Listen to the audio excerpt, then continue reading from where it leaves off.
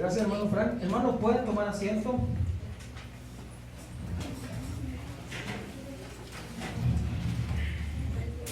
Nuestro hermano Frank ha dado lectura ya a la carta del apóstol Pablo a Tito, capítulo 2, versículos del 1 al 10. Así que, hermanos, le voy a pedir que se ubique en esa sección de la escritura. Tito, capítulo 2, versículos del 1 al 10. Esta predicación, hermanos, ha sido dividida en dos partes. Así que vamos a salir temprano. Vamos a estar viendo este sermón en dos partes debido a la extensión de la unidad de pensamiento. Vamos a tomar 10 versículos y hoy vamos a analizar los primeros 5. El apóstol Pablo escribe: pero tú, habla lo que está de acuerdo con la sana doctrina, que los ancianos sean sobrios, serios, prudentes, sanos en la fe, en el amor, en la paciencia. Las ancianas, asimismo, sean reverentes en su porte, no calumniadoras, no esclavas del vino, maestras del bien, que enseñen a las mujeres jóvenes a amar a sus maridos y a sus hijos, a ser prudentes, castas, cuidadosas de su casa, buenas, sujetas a sus maridos, para que la palabra de Dios no sea blasfemada. Bien, mis hermanos, quisiera llamar su atención al versículo primero de este capítulo 2 de la epístola a Tito. La conjunción que se nos menciona, pero tú, pero, debemos tener presente, hermanos, que en la predicación pasada hemos estado hablando acerca del lamentable historial y carácter de los falsos maestros. ¿Cómo es que se le da la importancia a los requisitos para el obispo, pastor o anciano en la iglesia? Hermanos, los falsos maestros pululan, hay muchos, y están al acecho viendo a quién devorar, hermanos. Por lo tanto, el apóstol Pablo pone en un claro contraste a Tito, a diferencia de todos esos falsos maestros, y le dice: pero tú, Tito, que no eres un falso maestro, habla lo que está de acuerdo con la sana doctrina. La palabra para habla, hermanos, viene del griego lale y tiene la idea de comunicar un sermón extendido. Puede traducirse como anunciar, dar a conocer, emitir y predicar. De hecho, hermanos, este verbo por el cual traducimos hablar es el más profundo de 5 verbos distintos por los cuales hemos traducido en la Biblia hablar. Lego, que es otro verbo, significa colocar delante de, figurativamente relatar algo. Eco y femi se refieren a la expresión de o al habla individual. Creo significa romper el silencio. De esos 5 verbos, hermanos, distintos para hablar, la ley es el más profundo. Y veamos eso, hermanos. Vaya en sus Biblias y busque Mateo capítulo 10. Mateo capítulo 10, versículos del 16 al 20.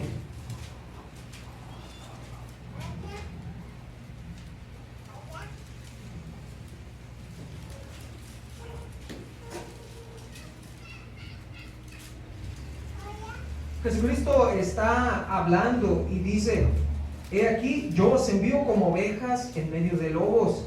Sed pues prudentes como serpientes y sencillos como palomas. Y guardaos de los hombres, porque os entregarán a los concilios y en sus sinagogas os azotarán. Y aún ante gobernadores y reyes seréis llevados por causa de mí, para testimonio de ellos y a los gentiles.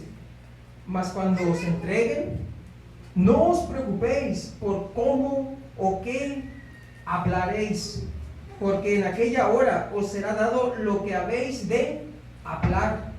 Porque no sois vosotros los que habláis, sino el Espíritu de vuestro Padre que habla en vosotros. Mis hermanos, esas 4 ocasiones en que nuestras traducciones dicen hablar, ha sido traducido del verbo griego lale. Hermanos, es un peso tremendo esta palabra. Le voy a decir por qué. Aunque nosotros tenemos la responsabilidad de articular nuestra boca y sacar palabras por medio de ella, es el Espíritu de Dios quien habla las cosas de Dios. Mis hermanos, nosotros podemos decir muchas cosas acerca de Dios, pero solamente el Espíritu Santo nos mantiene despiertos. Solamente el Espíritu Santo trabaja en los corazones. Por ello, mis hermanos, no se tenían que preocupar por las razones, por las palabras que tendrían que pronunciar. El Espíritu Santo hablaría por medio de ellos. Así que, de la misma manera, el Espíritu Santo hablaría por medio de Tito. Pero algo muy importante, mis hermanos, la manera en la que está escrita este verbo es un imperativo, es una orden que el apóstol Pablo está haciendo a Tito. Habla. ¿Qué quiere decir esto? Tito tenía la gran responsabilidad de predicar, de hablar las palabras de Dios. No obstante, el Espíritu Santo es quien usa esas palabras para comunicar la verdad divina. Así que, hermanos, ¿qué es lo que Tito tendría que hablar? Es aquello que está de acuerdo, aquello, prepe es el griego, significa como conviene a, que está de acuerdo a, conforme a, se sujeta a la sana doctrina. Todas las palabras que Tito tendría que decir, mis hermanos, tenían que estar en conformidad con la Biblia. Así que, mis hermanos, aunque obra del Espíritu Santo, Tito, como anciano de la iglesia en Creta, tenía la responsabilidad activa de articular su boca y pronunciar las palabras para la necesaria edificación de los santos en la iglesia. Pero, hermanos, el Espíritu Santo es quien obra, y más, sabiendo Tito que todo cuanto hablar, hermanos, tendría que estar en perfecto apego a las Escrituras. Hermanos, además de ser la verdad íntegra, la sana doctrina tiene que ver con la manera en la que la verdad es enseñada y vivida. Esto es lo que Tito tendría que predicar. Predicamos la verdad, hermanos, con una vida piadosa que se caracteriza por las palabras y la conducta. En consecuencia, estamos bien delante de nuestro Dios y también delante de las personas. Mientras que por el lado contrario, hermanos, los falsos maestros despiden cierto hedor a podredumbre, a cuerpos muertos, a enfermedades que carcomen la piel, hermanos, espiritualmente.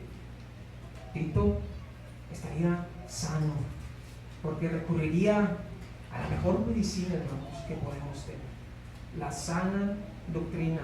Los falsos maestros toman la Biblia, hermanos, pero no comunican la Biblia, la tuercen, como Satanás mismo torció la palabra de Dios desde el principio para presentar algo agradable al oído y a los ojos y a los intereses hoy en día.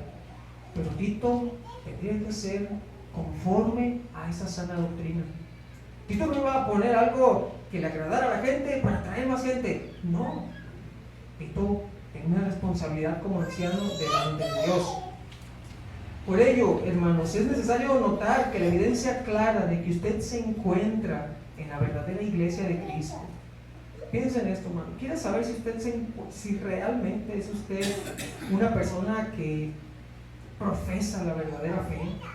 ¿Quiere saber usted si en realidad no está siendo engañado y se encuentra en una secta? Hermanos, la única manera que nosotros podemos estar seguros de que realmente estamos en la sana doctrina es a través de la enseñanza sana y de la vida sana. O conocido en latín, para no perder la costumbre, mi hermano Frank, la ortodoxia y la ortopraxis. Ortodoxia es una enseñanza recta. Ortopraxis es una práctica recta. La ortodoxia, hermanos, apegada a la enseñanza correcta de la Escritura, y la ortopraxis en cuanto a nuestra manera de vivir en conformidad a la Escritura.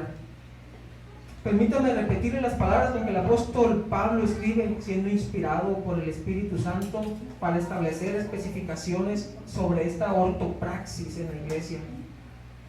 Cómo vivir una vida piadosa y adornar así la doctrina de Dios. Eso es el meollo del asunto, hermanos. Todo gira en torno a esto. El versículo número 10 nos dice: no defraudando, sino mostrándose fieles en todo, para que en todo adornen la doctrina de Dios nuestro Salvador. Mis hermanos, si yo afirmo creer la verdad, pero mi vida no manifiesta que yo creo la verdad, realmente no soy de la verdad. Así que las evidencias, hermanos, son vidas piadosas. Y esa es la súplica para este día, el sermón que he titulado Vivid piadosamente. Hermanos, vivamos piadosamente. En el punto número 1 vemos la piedad en varones mayores. Versículo 2.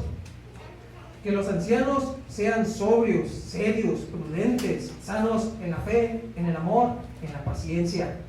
Ancianos, hermanos, a diferencia del término ancianos que se ha repetido anteriormente, es necesario notar la diferencia. Mientras que anteriormente se ha hablado de los presbíteros o presbúteros, que hace referencia a una palabra sinónima de pastor o de obispo o líder de la iglesia, el término griego aquí para ancianos no es el mismo. No está hablando de los líderes de la iglesia, está hablando presbutas, es el original, y está haciendo referencia a personas de edad avanzada. A eso se refiere, literalmente personas de edad avanzada. Claro, los ancianos como para el obispado, para el pastorado, también el término refleja edad avanzada, pero se acuñó, hermanos, para posicionarlos como el rol del ministerio, el oficio del ministerio.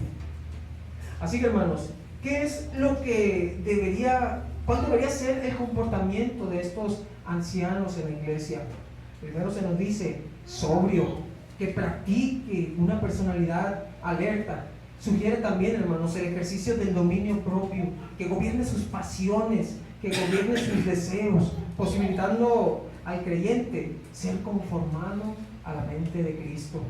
También se nos dice prudente, seguro y sano de mente, que tiene entendimiento. ¿Tiene usted entendimiento, mi amor hermano?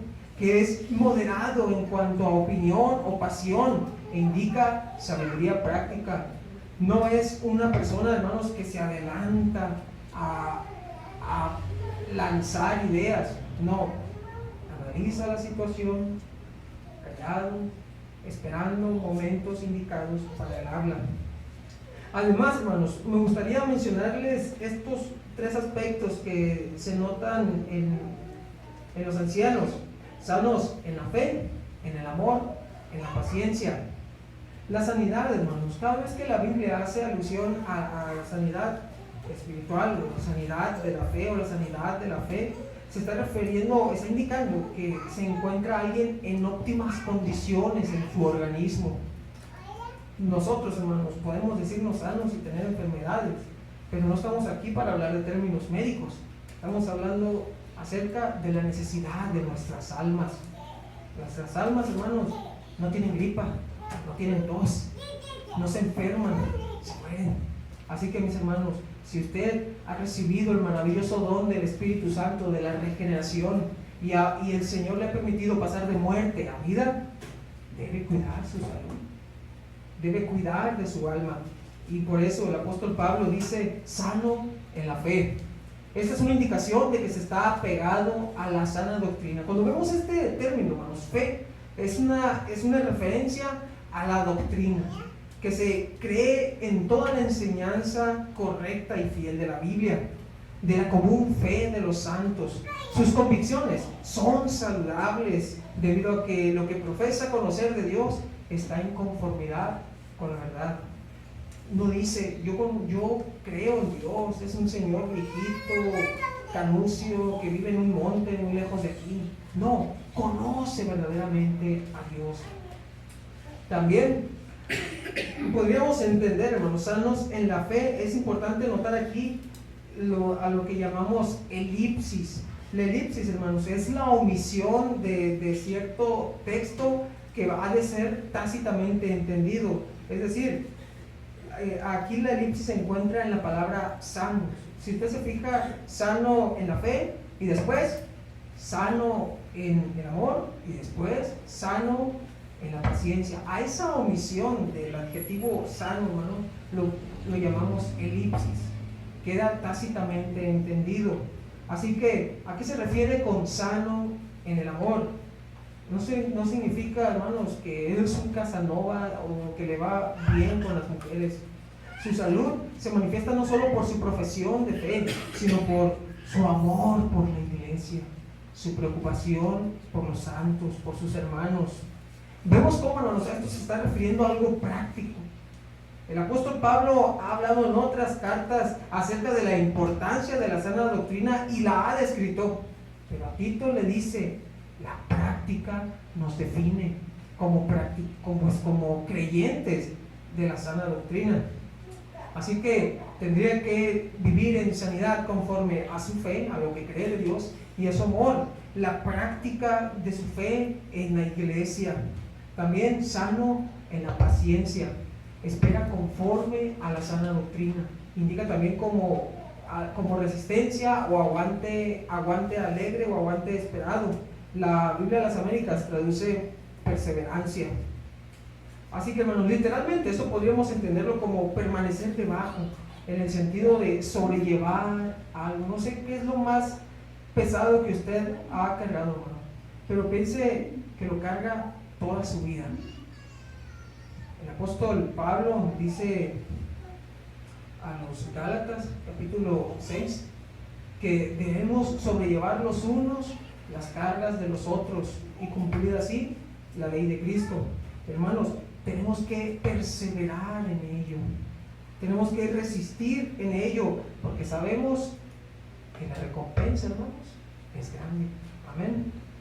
La paciencia perfecciona el carácter cristiano y por ello la comunión en la paciencia de Cristo es la condición para que los creyentes sean admitidos en su reino. Curioso, hermanos, no se mencionó sanidad de cuerpo, no se mencionó que no tengan gripa, que no tengan tos, que no les dé frío. Hermanos, hay una situación con nosotros que es mucho más trascendental que nuestro estado de salud físico, y es la condición de nuestras almas.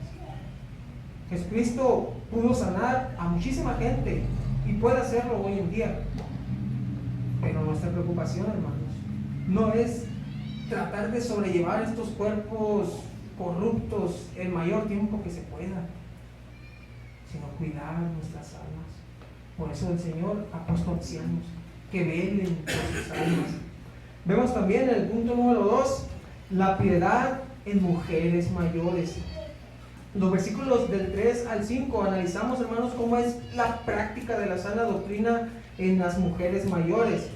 Nos dice, las ancianas asimismo sean reverentes en su porte, no calumniadoras, no esclavas del vino, maestras del bien. El hecho de que el apóstol Pablo, hermanos, escriba a sí mismo indica que también está hablando a las mujeres ancianas y la manera práctica en la que ellas debían vivir en una manera piadosa, adornando la sana doctrina. Todo consiste, hermano, adorna la sana doctrina, adorna la doctrina de Dios nuestro Salvador, pues se pide de las ancianas reverentes en su porte. El porte subjetivamente indica el semblante o la expresión de la cara. Hermanos, se refiere a su posición y condición, cómo es vista la hermana, tanto en su interior como en su exterior. La reverencia indica que debe ser apropiado a un carácter sagrado, indica aquello que es adecuado en personas consagradas a Dios. También nos dice no calumniadoras. El término griego se refiere a alguien que es falso acusador. Quizá el nombre le vaya a sonar en un momento. A personas que tienen inclinación a encontrar defectos en el comportamiento y en las actitudes de otras personas, a esparcir sus acusaciones y críticas en la iglesia. También, hermanos, el término griego para calumniador o calumniadora es usado como un nombre propio en la Biblia. Quizá le suena este nombre, diabolos. ¿Alguien ha escuchado un nombre parecido a esto del griego, hermanos? Calumniador, calumniadora es diabolos.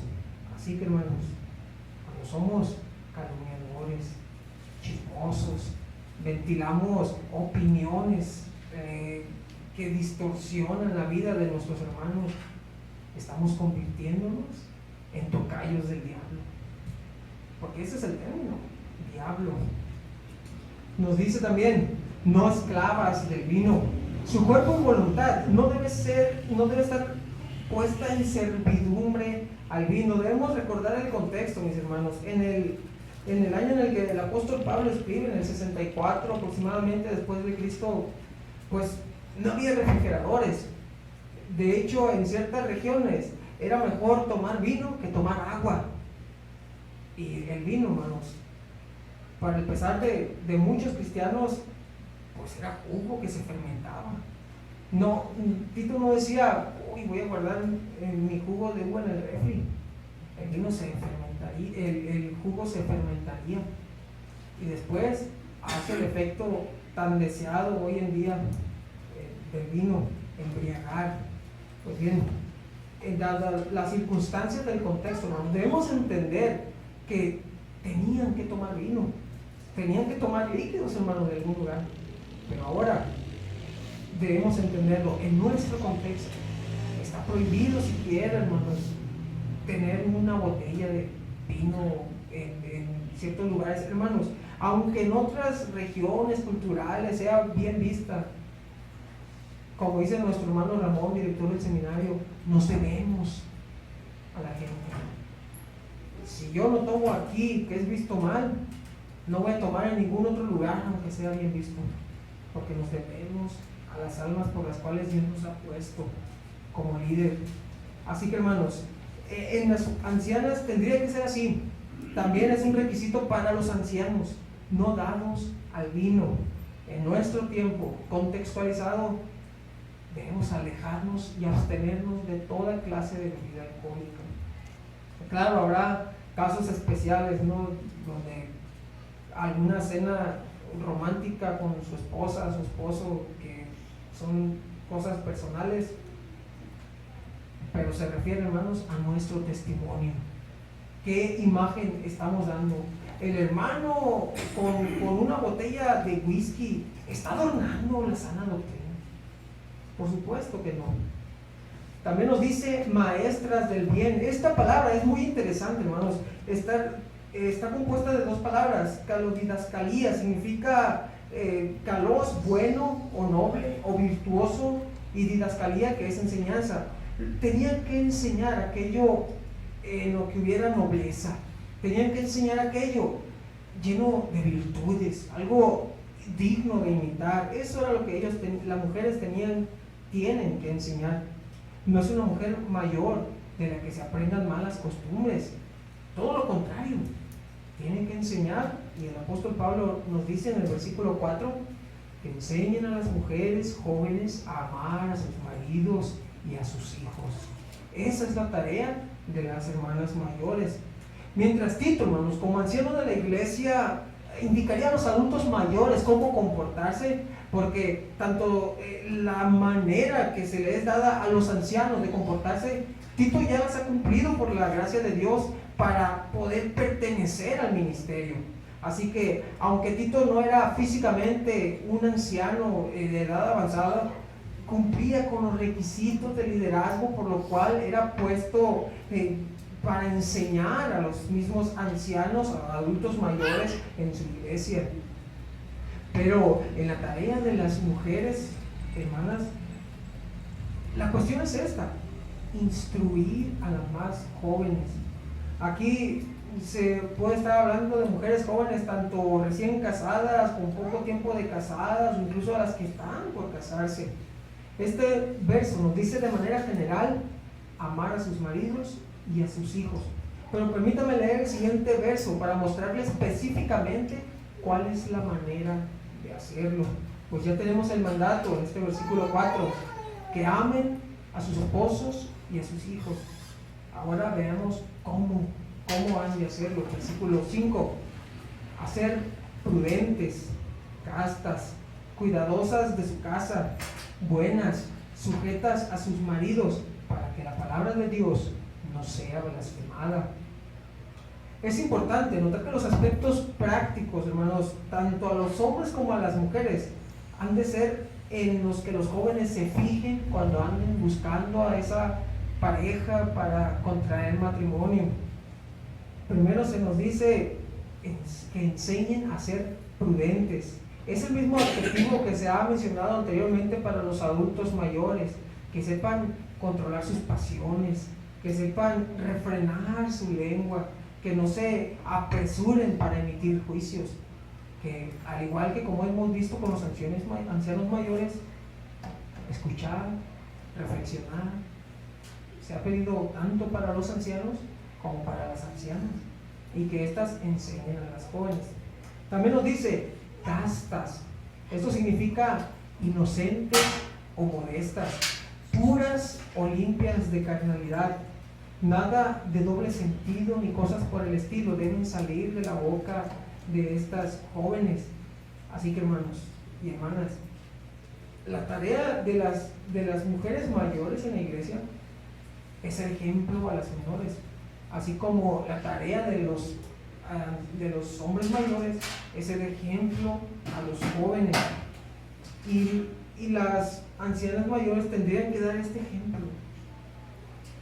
No chismes, no cosas de doble sentido, sino mostrando y adornando la sana doctrina. También nos dice cuidadosas de su casa. Aunque nuestro texto habla de mujeres recién casadas, cuando está diciendo que enseña a las más jóvenes, tanto recién casadas como con poco tiempo de haberse casado, debemos entender, hermanos, que también debe instruirse en esto a las que están en edad casadera. Instrúyelas para que sean cuidadoras de su casa. En el contexto helenístico había machismo y había feminismo, hermanos. Es la misma cosa en todo el tiempo, como lo hay en nuestros días. Pero conociendo a la diosa Afrodita, Artemisa, o llamada Diana de los Efesios, quizás las mujeres dirían, hermanos, bueno, pues si a Diana van y le limpian el templo, pues que nosotros pues, nos limpien el templo también, ¿no? Pero permítanme mostrarle la etimología de la palabra. Cuidadosas de su casa, es la palabra oikuros, compuesta de dos palabras griegas, oikos, que es casa y hogar, y uros, palabra importante, hermanas, guardia o cuidador. El término completo hace referencia a una buena ama de casa. Permítanme apelar para esto al diseño de Dios que ha sido puesto en nuestros corazones. Vamos a ver que el hermano Manuel se está haciendo machista o se está haciendo feminista. Vamos a apelar a ese diseño que Dios ha puesto en nuestros corazones. Imaginen a un hombre fuerte, un hombre varonil, barbudo como nuestro hermano Ismael, y que él está casado. Bien, el hermano, ¿qué es lo que en nuestro ejemplo, qué es lo que nuestro hermano hace? Él está todo el día y todos los días en casa. Él barre, él limpia, él cocina a la mujer, a los niños, él está al pendiente de los recibos, qué es lo que hay que pagar, qué es esto, qué es lo otro, y cuando llegue su esposa, una mujer delicada, y ella llega de trabajar en un taller de torno, pues nuestro hermano Ismael la espera, la esposa, y la esposa muy amorosa levanta en brazos a su esposo y lo lleva a su cama, igual a sus hijos los levanta en brazos y los lleva a su cama. Hermanos, ¿verdad que eso es algo contradictorio? Los papeles están enrevesados, y no porque los libros de texto lo digan así, no porque así nos enseñó nuestros padres, así nos enseñaron. Está en nuestros corazones. Dios nos dio fuerza a los hombres para cuidar de las mujeres y para trabajar con nuestras manos para proveerles. Y a las mujeres las hizo delicadas para estar al pendiente y ayudarnos a nosotros. Es el diseño que Dios ha establecido, mis hermanos. Así que hay gran galardón en las amas de casa. Claro, hay casos particulares donde en acuerdo de matrimonio, pues los dos trabajan y tendrán su justificación, pero teniendo presente, hermanos, que el rol del marido es como cabeza del hogar y el de la mujer como cuidadora de su hogar. De hecho, hermanas, la tarea de ustedes es tan importante porque ustedes son las que tienen más apego hacia los niños y serán las primeras maestras de sus hijos, y la responsabilidad de instruirles en el temor de Dios. Claro, eso no limpia de las manos a los papás, ¿verdad? A los hombres.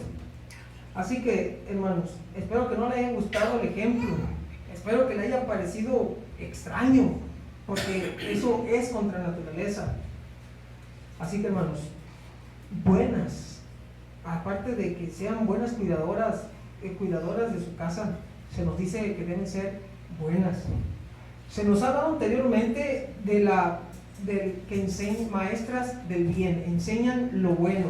Pero aquí bueno, hermanos, es otro término griego distinto al bueno que se usó para enseñar lo bueno. Aquí buenas describe aquello que, siendo bueno en su carácter, es beneficioso, trae muchos beneficios, hermanos, en un sentido moral. Su diferencia con kalos, que fue el pasado, que significa que te enseñan el bien, consiste en que kalos se refiere a lo que es venerable, algo que es digno de aprender e imitar. Pero este nuevo término, hermanos, se refiere al bien que produce, mientras que el otro es algo deseable. Aquí cuando se nos dice buenas, que las mujeres sean buenas, se refiere a que tienen muchísimos y atraen muchísimos beneficios.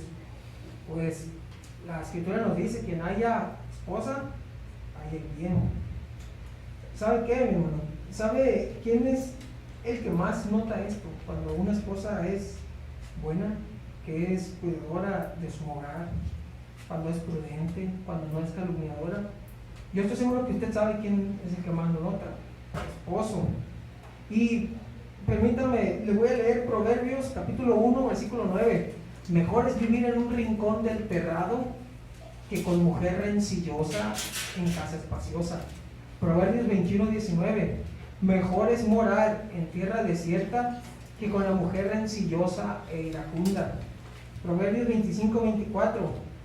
Se repite, hermanos: mejor es estar en un rincón del terrado que con mujer rencillosa en casa espaciosa. Proverbios 27, 15.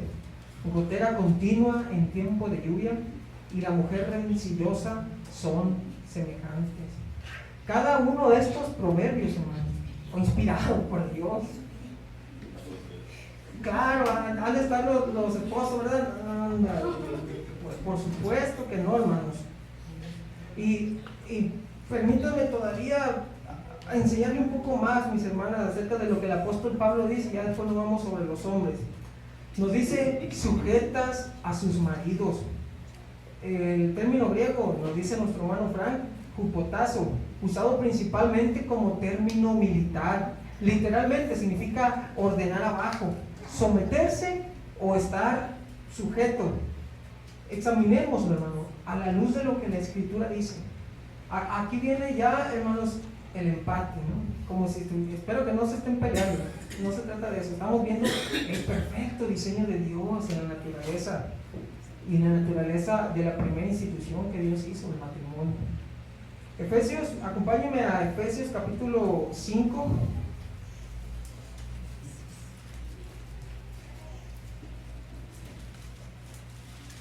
Efesios capítulo 5,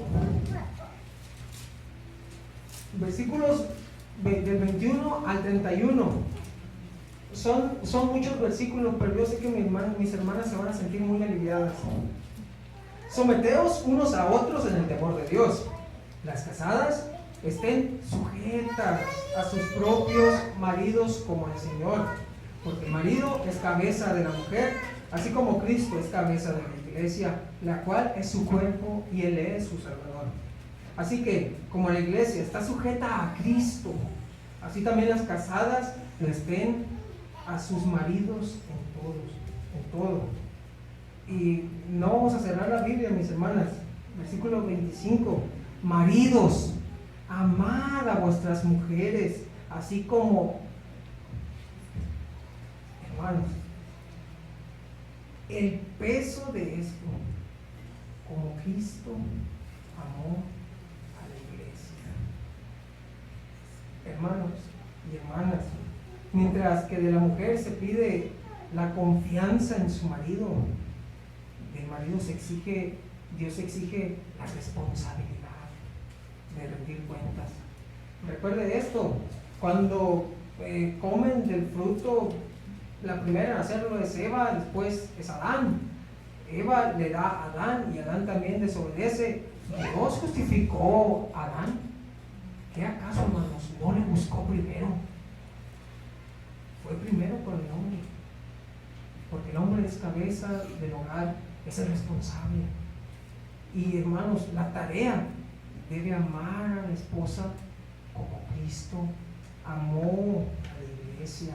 Y qué tremendo es esto, hermanos. Y se entregó a sí mismo por ella, para santificarla, habiéndola purificado en el lavamiento del agua por la palabra, a fin de presentársela a sí mismo, una iglesia gloriosa, que no tuviese mancha ni arruga ni cosa semejante, sino que fuese santa y sin mancha. Así también los maridos deben amar a sus mujeres como a sus mismos cuerpos. El que ama a su mujer, a sí mismo se ama, porque nadie aborreció jamás a su propia carne, sino que la sustenta y la cuida, como también Cristo a la iglesia.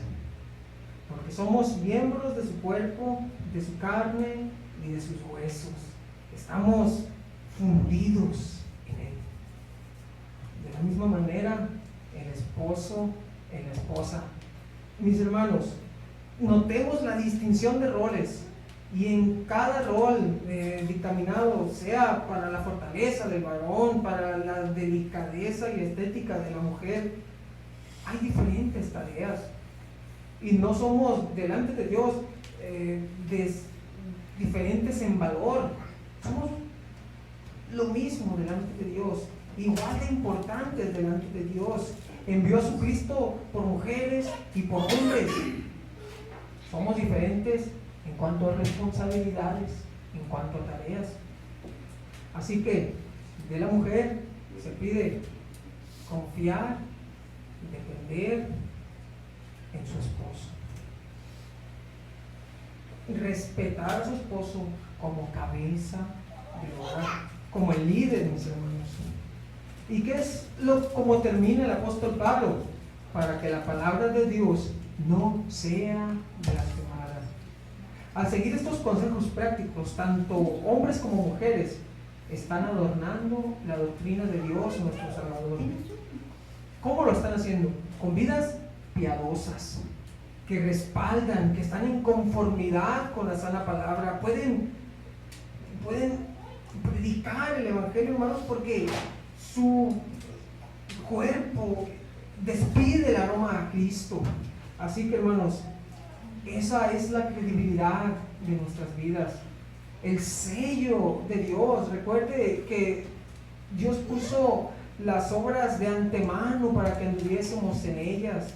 Así que de tal manera, hermanos, que las buenas obras que Dios prepara para que nosotros manifestemos que somos de Él, vemos la obra de Dios en todas nuestras vidas.